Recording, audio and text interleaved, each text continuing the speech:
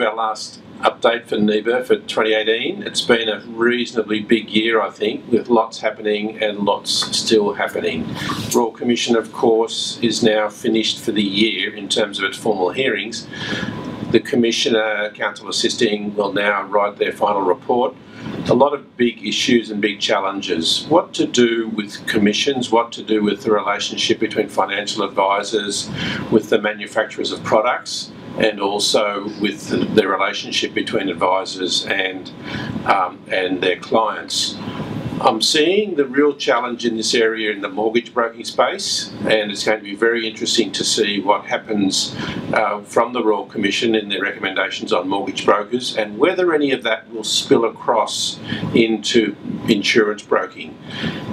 Insurance broking has not been mentioned at all during the Royal Commission in terms of misconduct, which is a fantastic outcome for our members right across Australia. The commitment to clients, the commitment to client service acting in the best interests puts brokers in a really good position, but we just have to be really careful that recommendations in some of the other areas don't spill across into insurance broking.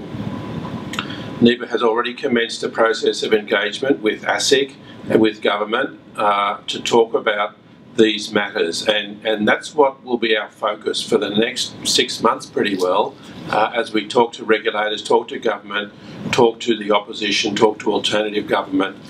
There is an election happening, we're very conscious about that. And so we want to make sure that the message of the work that brokers do, the value that brokers provide to their clients, and the value that brokers provide to the whole insurance process is well understood right across government well into next year. That'll be our primary focus from NIBA's perspective in the first half of 2019. The Royal Commission report comes out in February.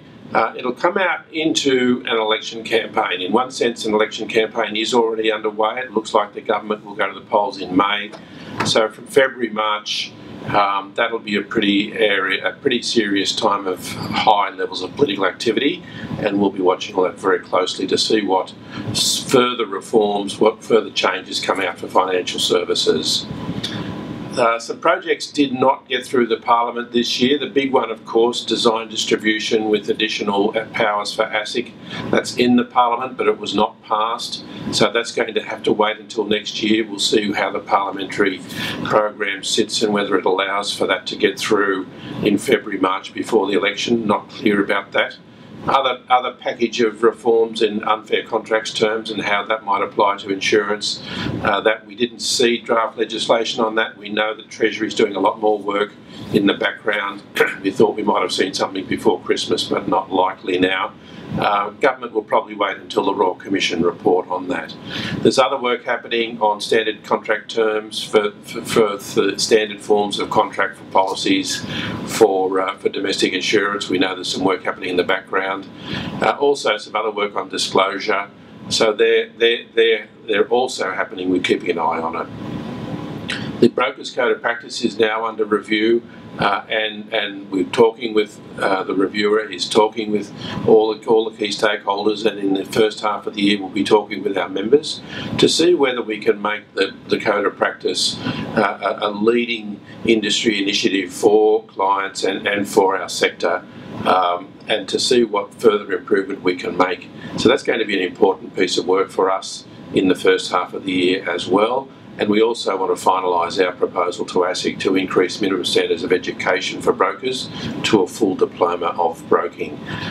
We want to make sure that we reinvigorate the QPIB. QPIB's been around for a long time. Years ago, many brokers were proudly wearing a QPI badge, and most brokers still are very comfortable to put the QPIB status on their business card.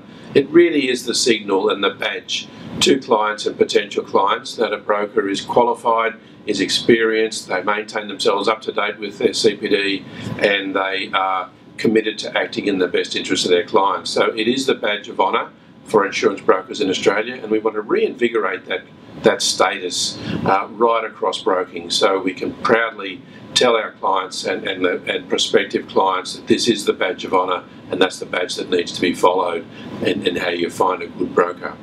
So 2019 is going to be a big year. It's going to be a big year for NIBA, but of course it's going to be a particularly important year for brokers, for our members across the country, as the market continues to be difficult, we think, very challenging, but I know the brokers will be out there servicing their clients well.